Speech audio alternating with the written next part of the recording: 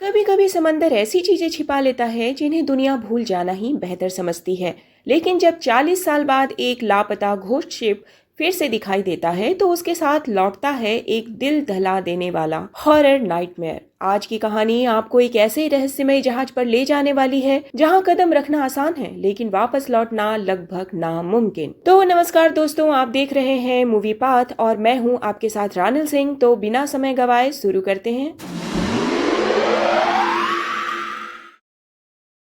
तो फिल्म की शुरुआत होती है एक खजाने से भरे बहुत ही रहस्यमय और डरावने जहाज को दिखाते हुए, जिस पर जो भी गया वो कभी वापस नहीं आया। सन 1962 से जब एक एंटोनिया गाजा नाम का इटालियन जहाज 600 पैसेंजर को लेकर न्यूयॉर्क जा रहा था, चांदनी रात और सुंदर लड़की का गाना सुन सभी मजे में डांस कर रहे थे। तभी एक आदमी जहाज के इंजन रूम से लीवर को ऊपर उठाता है, जिससे एक वायर टाइट होकर डांस कर रहे सभी लोगों के आर पार हो जाता है। देखते ही देखते उन सब का शरीर दो भाग में कट चुके थे। कोई अपना शरीर जोड़ने की कोशिश कर रहा था तो किसी का सर ही गायब था। एक बच्ची जिसका नाम कैटी होता है वो बच जाती है क्योंकि उसकी हाइट कम थी।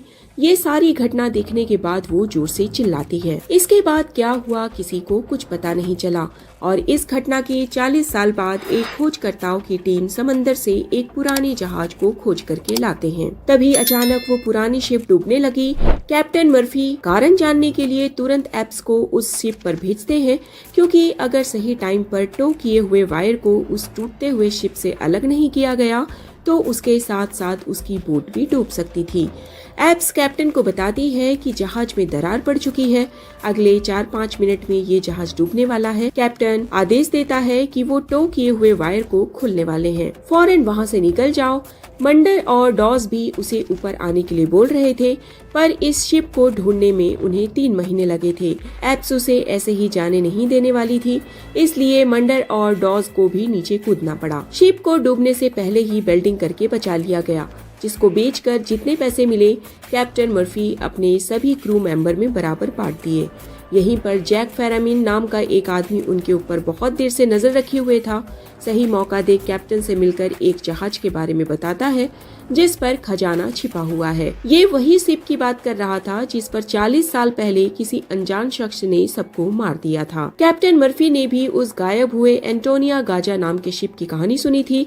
जैक के पास उस जहाज तक पहुंचने की पूरी इन्फॉर्मेशन थी, इसके लिए वो उनसे खजाने का 20% शेयर का डिमांड रखता है। कैप्टन अपने क्रू मेंबर से डिस्कशन करने के बाद जैक को खजाने का 10% देने के लिए राजी हो जाता है और ना करते करते वो मान भी गया।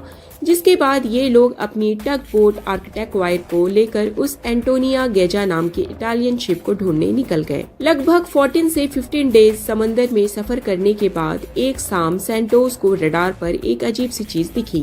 कैप्टन जब उसको देखने आए तो वो रडार से गायब हो चुका था। तभी अचानक उनके सामने एक बहुत बड़ी शिप सामने आ जाती है, जिसके टकराने से ये लोग बाल बाल बच गए। जब उसके ऊपर खोजी बत्ती जलाकर देखा गया तो पता चला कि ये वही जहाज है जिसकी तलाश में ये लोग आए हैं।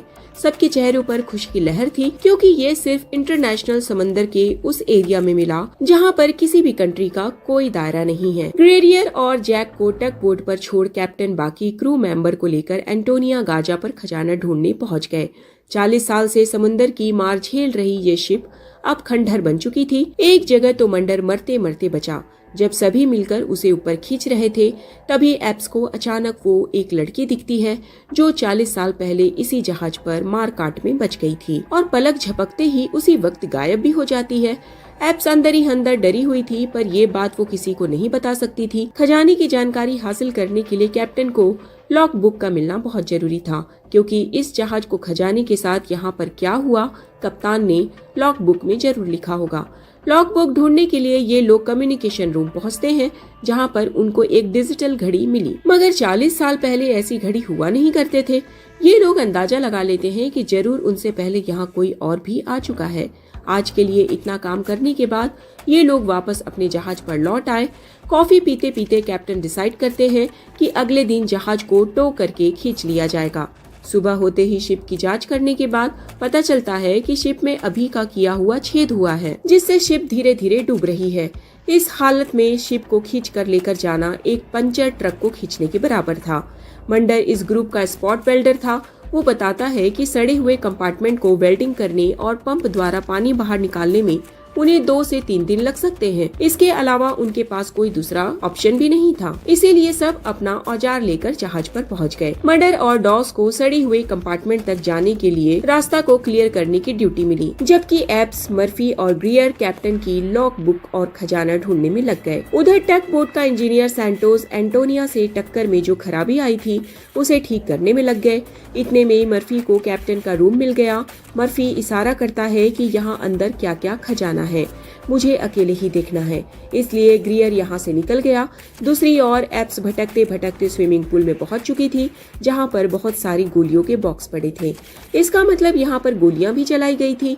पुल से जैसे ही वो बाहर निकली, अचानक वो डरावनी लड़की फिर से दोबारा उसके सामने आ जाती है, जिससे डर कर एप्स सर के बल गिरी और तुरंत बेहोश हो गई। उधर मर्डर और डॉस इंजन रूम तक पहुंच चुके थे। आगे का रास्ता लबालब पानी से भरा हुआ था। ये बात बताने के लिए वो एप्स से संपर्क करते हैं, पर रेडियो एक बार कनेक्ट होने के बाद लाइन कट जाती है, जिससे सुन एप्स होश में आ चुकी थी। उसके सर से निकला खून एक छेद पे चला जाता है और बड़ी ही रहस्यमय तरीके से दूसरे छेद से बाहर निकलने लगा। इतने में जैक वहां आ जाता है। ये बात एप्स उसे बताती है कि उसने अभी अभी यहाँ पर एक छोटी लड़की देखी जो अचानक गायब हो गई। इससे पहले कि कुछ अनहोनी हो, वो मर्फी और डॉस को वापस बुलाती है, जिससे कि वो इस जहाज से निकल जाएंगे। वही पुल उनके यहाँ से जाते ही पूरा खून से भर गया। दूसरी ओर मर्फी को कप्तान के रूम में कुछ काम की चीज नहीं मिली। वहीं पर शराब की बोतल और एक ग्लास में पैक बनाकर रखा हुआ था। मर्फी जैसे ही उसे पीने वाला था, एक शीशे में कैप्टन का चेहरा दिखा। डर के मारे उसके हाथ से ग्लास छूटकर नीचे गिर गया। अगले ही पल वो वहाँ से भाग खड़ा हुआ। यहाँ पर सबके साथ अजीबोगरीब घटनाएं भी हो रही थी। ग्रियर को उस लेडी सिंगर का मीठा गाना भी सुनाई देने लगा था। वो उस आवाज के पीछे पीछे उस जगह पर पहुँच गया। उस लेडी सिंगर का नाम था फ्रांसिस्का। वो वहीं पर बैठी सिगरेट पी रही थी। दूसरी ओर ये दोनों लॉन्ड्री रूम से होकर आगे जाने वाले गेट को जैसे ही खोलते हैं, वैसे ही अंदर इकट्ठा सारा पानी इनके ऊपर आ जाता है। इसके साथ साथ कुछ लाशें भी थी जो देखने से हफ्तों पुरानी लग रही थी। एप्स और जैक डर के मारे तुरंत वहां से बाहर निकल आए। तभी अचानक अपने आप 2 दरवाजे खुले। एक में एक महंगी कार पड़ी थी, जिसे देख जैक उस पर पागल हो गया, क्योंकि ये उसकी सपनों की कार थी। पर एप्स को यहाँ अच्छा नहीं लग रहा था। बस वो किसी तरीके से इस शिप से उतर जाना चाहती थी। एकाएक उसकी नजर कार्गो रूम में रखे सामान पर पड़ी, जो कि अपने आप ही हिल रहा था। वो उसे हटाकर देखती है तो उनके होश उड़ गए, क्योंकि वहाँ पर सोने से भरा संदूक पड़ा था। ये बात ये दोनों सबको बताने के लिए जैसे ही आगे बढ़े, लॉन्ड्री रूम का दरवाजा अपने आप खटखटाने लगा। एप्स ये देखने अंदर गई तो पता चला कि मर्फी और डॉस उसे डराने के लिए वहाँ पर छिपे थे। उनसे वो डेड बॉडी और खजाने के बारे में बताती है, लेकिन वो तो खजाने की लालच में अंधे हो चुके थे। किसी को परवाह नहीं थी कि आखिरकार हफ्तों पुरानी ये डेड बॉडी है किन लोगों की और उन्हें किसने मारा। यहाँ से इनको बहुत सारे सोने से भरे संदूक मिले, जिसकी कीमत लगभग $400 मिलियन थी। सब रातों रात अमीर बनकर बहुत खुश थे, इसलिए जहाज को यहीं छोड़कर केवल सोना ले जाने के लिए राजी हुए। सबसे पहले ग्रियर टग बोट पर गया। कप्तान और बाकी ग्रुप भी सोना लेकर उतरने वाले थे और थोड़ी ही देर में लीकेज हो रहे गैस के चपेट में आकर बोट ब्लास्ट हो गया, जिसमें सैंटोस मारा जाता है। ग्लियर बोट के ऊपर था, इसलिए बच गया। अब ये लोग इस सुनसान भूतिया जहाज पर फंस चुके थे, क्योंकि यहाँ से निकलने का जो जरिया था वो पूरी तरह से तबाह हो चुका था। एंटोनिया ग्राजा शिप में भी लाइफ बोट नहीं थे, जिसको लेकर ये लोग यहाँ से निकल सके। कितना एप्स सबको हौसला देती है कि वो एक प्रोफेशनल सॉल्वोस है। कल से ही इस शिप को ठीक करना स्टार्ट कर इस मुसीबत से भी निपट लेंगे, ऐसा कह के वो सभी को हौसला देती है। लेकिन ये इतना भी आसान नहीं होने वाला था, इसलिए सभी लोग चिंतित थे। ग्रियर अपनी गर्लफ्रेंड को याद कर अलग ही परेशान था, क्योंकि उन लोगों की 2 हफ्ते बाद शादी होने वाली थी। गम भुलाने के लिए वो वहीं रखी पुरानी शराब नॉन स्टॉप पीते जा रहा था। दूसरी तरफ एप्स और जैक को कम्युनिकेशन रूम में पैसेंजर्स की लिस्ट मिलती है। इतने सारे नाम देख उन्हें जानने की इच्छा हुई, आखिरकार इस पैसेंजर के साथ क्या हुआ होगा। ये जानने के लिए वो एक के बाद एक सभी पैसेंजर्स के कंपार्टमेंट को चेक करने लगे, जहां पर एक लड़की की लाश झूलते हुए देख उसके होश उड़ गए। उधर ग्रियर को पूरी बोतल पीने के बाद चक्कर आने लगा। वहां पड़े सभी टेबल कुर्सियां मूव कर रहे थे। देखते ही देखते सब कुछ रिमाइंड होकर बिल्कुल चमचमा उठा।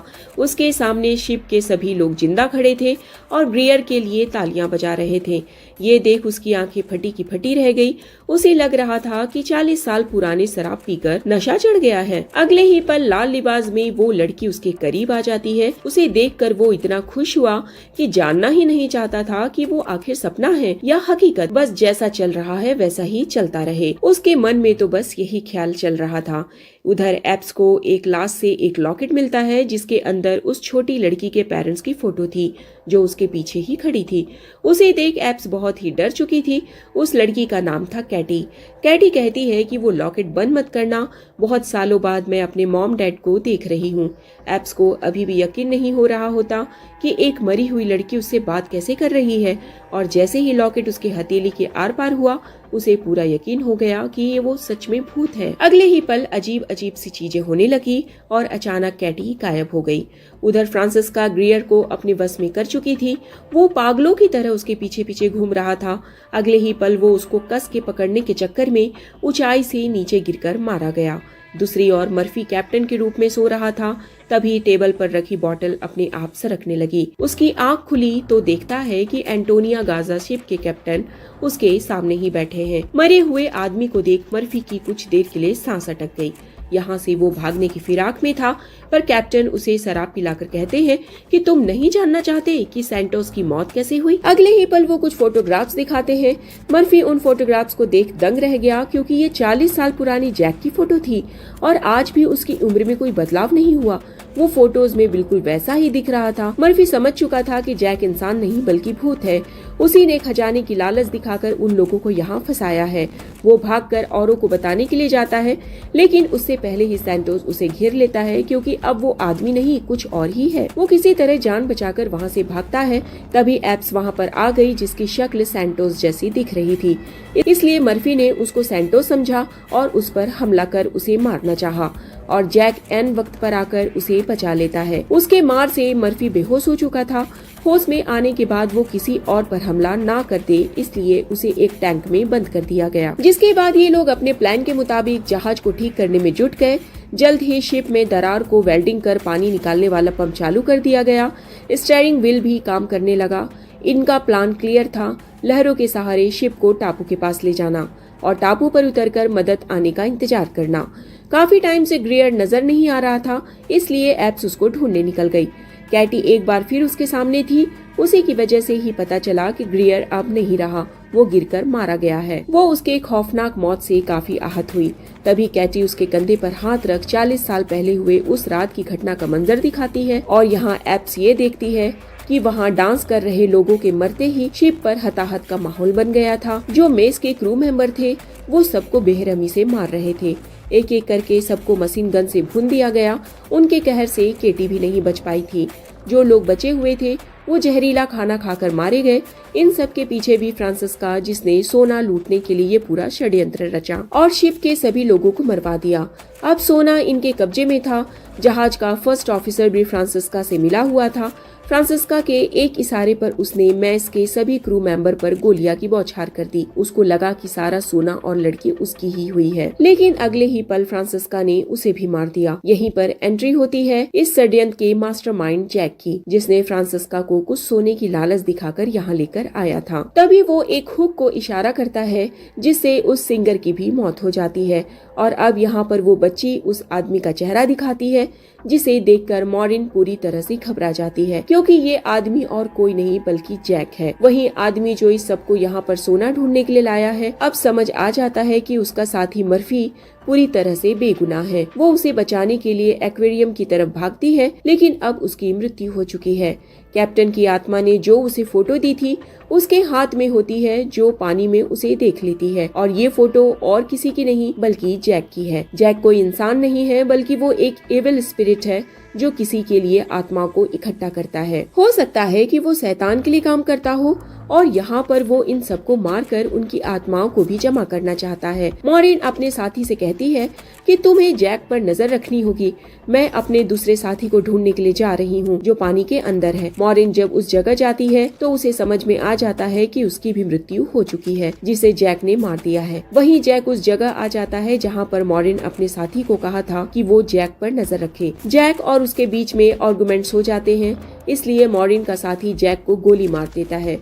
उसे लगता है कि वो मारा गया, लेकिन वो वहाँ से चला जाता है।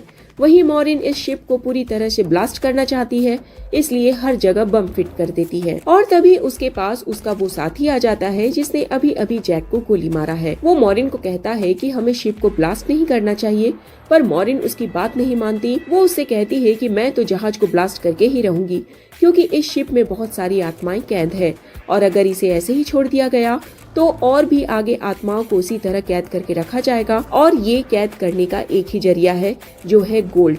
और तभी उसका साथी जैक के रूप में बदल जाता है। इससे हम समझ जाते हैं कि जैक ने उस आदमी को भी मार दिया है जिसने उसे गोली मारी थी। जैक उसे बताता है कि तुम्हारा और मेरा काम एक ही है। जिस तरह से तुम समंदर में फंसी हुई शिप को जमा करती हो, उसी तरह मैं सोल को जमा करता हूँ। पहले मैं भी इंसान था, लेकिन मैंने बहुत पाप किया था, जिसके बदले मुझे ये काम दिया गया, और अब मैं सोल कलेक्टर हूँ, जिसके लिए मुझे जहाज की जरूरत है, और मैं नहीं चाहता कि तुम इस जहाज को ब्लास्ट करो। पर मॉरिन उसकी बात नहीं मानती, इसलिए जैक उसके ऊपर हमला कर देता है। मॉरिन तीर चलाकर उसे जख्मी कर देती है, और फिर इस बार उस रिमोट पे निशाना लगाता है और खुद जहाज से कूदकर पानी में छलांग लगा लेता है। जिसके बाद शिप में एक बहुत बड़ा ब्लास्ट होता है, और अब मॉरिन पानी के अंदर शिप के नीचे फंस चुकी है। पर तभी वहाँ पर इस बच्ची की आत्मा आती है, जो मॉरिन को ऊपर का रास्ता दिखाती है।